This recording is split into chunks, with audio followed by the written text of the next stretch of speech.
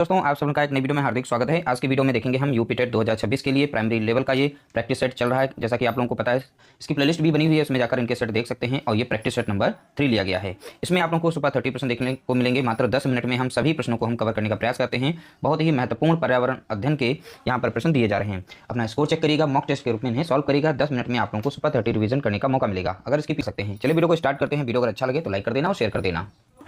पहला प्रश्न लिया गया, विश्व जल दिवस कब मनाया जाता है। तो आपको बताना, दिवस भी पूछे जाते हैं तो यहाँ बताना है विश्व जल दिवस कब मनाया जाता है, किस तारीख को मनाया जाता है, वो डेट बतानी है। प्रश्न संख्या 1 का यहाँ पे राइट आंसर अगर देखें तो ऑप्शन ए हो जाएगा। प्रतिवर्ष 22 मार्च को विश्व जल दिवस के रूप में मनाया जाता है। अगला प्रश्न देखेंगे, प्रश्न संख्या यहाँ पर 2।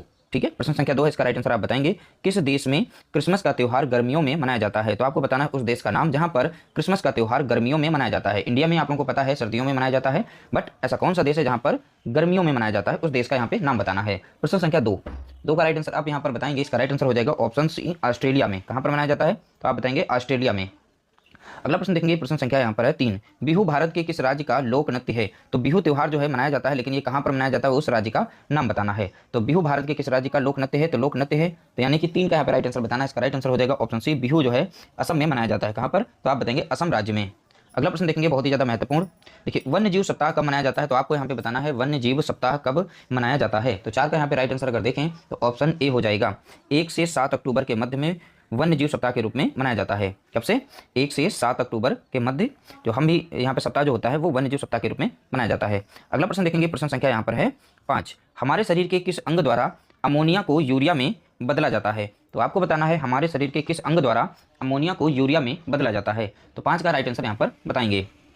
देखिए, अमोनिया को यूरिया में बदलने का काम कौन करता है, तो आप बताएंगे लीवर करता है, जिसे हम यकृत कहते हैं। तो लीवर जो है अमोनिया को यूरिया में बदलने का काम करता है। अगला प्रश्न देखेंगे, प्रश्न संख्या यहाँ पर 6। प्रकाश संश्लेषण की क्रिया में हरे पौधे द्वारा बाहर निकलने वाली गैस बतानी है, गैस है। तो प्रकाश संश्लेषण यानी कि फोटोसिंथेसिस जो प्रक्रिया होती है, इसके दौरान हरे पौधे कौन सी गैस बाहर निकालते हैं। ठीक है, तो 6 का यहाँ पे राइट आंसर आपको बताना है। तो 6 का यहाँ पे राइट आंसर हो जाएगा ऑप्शन सी हो जाएगा। ऑक्सीजन को छोड़ते हैं, जो कि हम लोग ग्रहण करते हैं।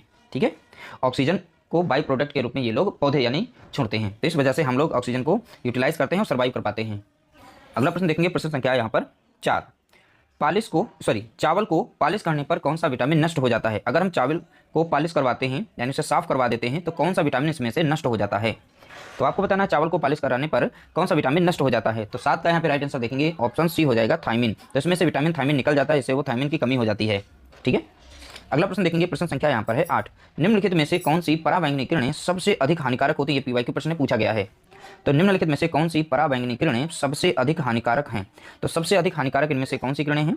तो 8 का यहाँ पे राइट आंसर अगर देखें तो ऑप्शन सी हो जाएगा, अल्ट्रावायलेट सी। ठीक है, अल्ट्रावायलेट जो सी टाइप की जो किरणें हैं ये बहुत ही ज़्यादा हानिकारक होती हैं। अगला प्रश्न देखेंगे, प्रश्न संख्या यहाँ पर 9। आर्सेनिक द्वारा जल प्रदूषण भारत के किस राज्य में सर्वाधिक है। ठीक है, तो अच्छे से प्रश्न को पढ़िएगा, कई बार प्रश्न पूछा गया है। 9 का राइट आंसर यहाँ पर बताएंगे। आर्सेनिक द्वारा जल प्रदूषण भारत के किस राज्य में सर्वाधिक है। तो 9 का यहाँ पे राइट आंसर हो जाएगा, ऑप्शन डी हो जाएगा, पश्चिम बंगाल। तो पश्चिम बंगाल जो क्षेत्र है यहाँ पर आर्सेनिक यानी आर्सेनिक द्वारा जल प्रदूषण सर्वाधिक देखा गया है। अगला प्रश्न देखेंगे, प्रश्न संख्या यहाँ पर है 10। जैव विविधता अधिनियम भारतीय संसद द्वारा कब पारित किया गया। तो आपको बताना है जैव विविधता अधिनियम भारतीय संसद द्वारा कब पारित किया गया। तो 10 का यहाँ पे राइट आंसर देखेंगे, ऑप्शन बी हो जाएगा, दिसंबर सन 2002। राइट आंसर क्या होगा, दिसंबर सन 2002 करेक्ट आंसर हो जाएगा। जैव विविधता अधिनियम भारतीय संसद द्वारा पारित किया गया। अगला प्रश्न देखेंगे, प्रश्न संख्या यहाँ पर है 11। वायुमंडल की कौन सी परत रेडियो तरंगों को परावर्तित करती है। तो ये इंपॉर्टेंट प्रश्न है, कई बार यह भी प्रश्न पूछा जा चुका है। वायुमंडल की कौन सी परत रेडियो तरंगों को परावर्तित करती है। तो 11 का राइट आंसर आपको बताना है। इसका राइट आंसर हो जाएगा, ऑप्शन बी हो जाएगा, आयन मंडल। ठीक है, तो आयन मंडल से रेडियो तरंगों को परावर्तित किया जाता है। अगला प्रश्न देखेंगे, प्रश्न संख्या है 12। ब्लैक फुट नामक बीमारी किसके कारण होती है। तो आपको बताना है ब्लैक फुट नामक बीमारी किसके कारण होती है। 4 ऑप्शन दिए, इसमें से राइट आंसर बताएंगे। तो 12 का यहाँ पे राइट आंसर अगर देखेंगे तो ऑप्शन बी हो जाएगा, आर्सेनिक के द्वारा। ठीक है, ब्लैक फुट नामक बीमारी किसके कारण होती है, तो आप बताएंगे आर्सेनिक के कारण। अगला प्रश्न देखेंगे, प्रश्न संख्या 13। भारत का जल पुरुष किसे कहा जाता है। तो आपको बताना है भारत का जल पुरुष किसे कहा जाता है। तो 13 का यहाँ पे राइट आंसर आपको बताना है। इसका राइट आंसर हो जाएगा, ऑप्शन बी, राजेंद्र सिंह को कहा जाता है। तो भारत का जल पुरुष किसे कहा जाता है, तो आप बताएंगे राजेंद्र सिंह को कहा जाता है। अगला प्रश्न देखेंगे, प्रश्न संख्या है यहाँ पर 14। दुधवा राष्ट्रीय उद्यान उत्तर प्रदेश के किस जिले में स्थित है। तो आपको बताना है दुधवा राष्ट्रीय उद्यान उत्तर प्रदेश के किस जिले में है। तो 14 का यहाँ पे राइट आंसर हो जाएगा, ऑप्शन ए, लखीमपुर खीरी में है। कहाँ पर है, तो आप बताएंगे लखीमपुर खीरी। अगला प्रश्न देखेंगे, प्रश्न संख्या यहाँ पर 15। ओजोन परत की मोटाई मापने की इकाई क्या है। 15 का अगर राइट आंसर यहाँ पर देखें तो ऑप्शन बी हो जाएगा, डॉप्सन। ठीक है, ओजोन परत की मोटाई हम डाप्सन के द्वारा मापते हैं।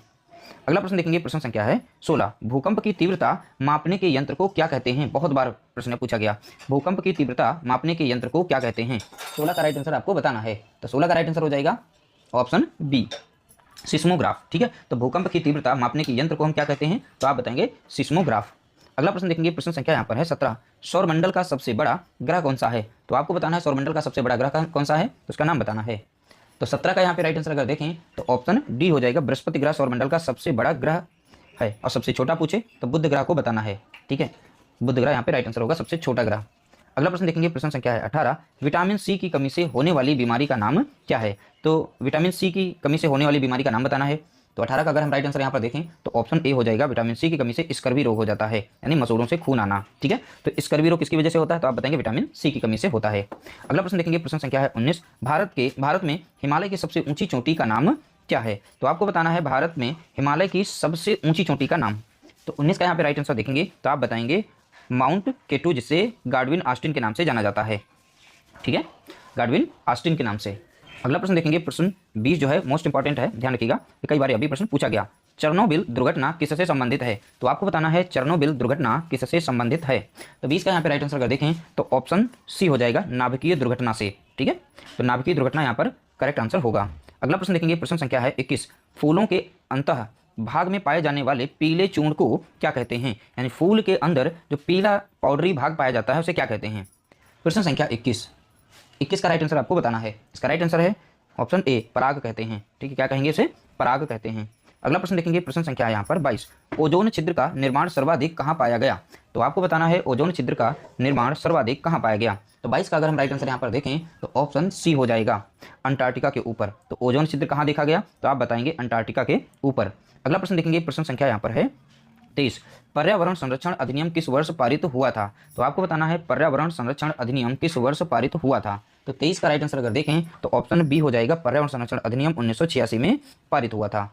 अगला प्रश्न देखेंगे, प्रश्न संख्या 24। समुद्री शैवाल किसका महत्वपूर्ण स्रोत है? यह भी प्रश्न कई बार पूछा गया, तो आपको बताना है समुद्री शैवाल किसका महत्वपूर्ण स्रोत है, यानी सोर्स है। तो 24 का राइट आंसर अगर देखें तो ऑप्शन सी हो जाएगा, यानी आयोडीन का अच्छा स्रोत माना जाता है। अगला प्रश्न देखेंगे, प्रश्न संख्या है 25। झूम खेती कहाँ होती है? तो झूम खेती की जाती है, लेकिन कहाँ की जाती है उस राज्य का यहाँ पे नाम बताना। 4 ऑप्शन दिए, इसमें से राइट आंसर आप बताएंगे। तो 25 का अगर हम करेक्ट आंसर देखें तो ऑप्शन सी हो जाएगा, मेघालय में। तो झूम खेती कहाँ पर होती है? तो आप बताएंगे मेघालय में। अगला प्रश्न देखेंगे, प्रश्न संख्या यहाँ पर है 26। लेकिन शुष्क बर्फ किसका ठोस रूप है? तो शुष्क बर्फ किसका ठोस रूप है? तो पहली बात ये कई बार पूछा गया, इंपॉर्टेंट प्रश्न है, याद रखिएगा। तो 26 का यहाँ पर राइट आंसर अगर देखें तो ऑप्शन बी हो जाएगा, कार्बन डाइऑक्साइड। ठीक है, तो शुष्क बर्फ किसे कहते हैं? तो आप बताएंगे कार्बन डाइऑक्साइड को कहते हैं, यानी CO2 को कहते हैं। अगला प्रश्न देखेंगे, यह प्रश्न कई बार पूछा गया अलग अलग तरीके से। बगुला भैंस पर बैठता है क्योंकि? इसका कारण बताना है। तो ये PYQ प्रश्न है। तो बगुला भैंस पर बैठता है क्योंकि, क्यों बैठता है? तो 4 ऑप्शन यहाँ पर देखिए, इसमें से राइट आंसर हमको टिक करना होगा। तो 27 का अगर देखें तो इसका राइट आंसर पहला ही हो जाएगा। क्यों होगा इसका रीजन बताते हैं। बगुला तथा भैंस में सहजीवी का संबंध है, इसलिए क्योंकि ध्यान रखिएगा भैंस के ऊपर बहुत ही छोटे छोटे कीड़े मकोड़े पाए जाते हैं, उनको खाने के लिए बगुला जो उनके ऊपर बैठता है, और जब उन कीड़ों को जब बगुला खा लेता है तो भैंस को भी आराम मिलता है। तो ये सहजीवी हैं, इसलिए कहीं पर भी भैंसें होती हैं उन पर ये पक्षी जो होते हैं बैठे हुए आपको नजर आते हैं। तो इसीलिए इंपॉर्टेंट प्रश्न बनता है, कई बार पूछा भी गया, तो इसे याद रखिएगा। बगुला और भैंस में सहजीवी का संबंध है, जिस तरीके से लाइकेन में 2 चीजें होती हैं, अलगी एंड फंगी। अगला प्रश्न देखेंगे, प्रश्न संख्या 28। सीएनजी का मुख्य घटक क्या है? तो आपको बताना है सीएनजी का मुख्य घटक।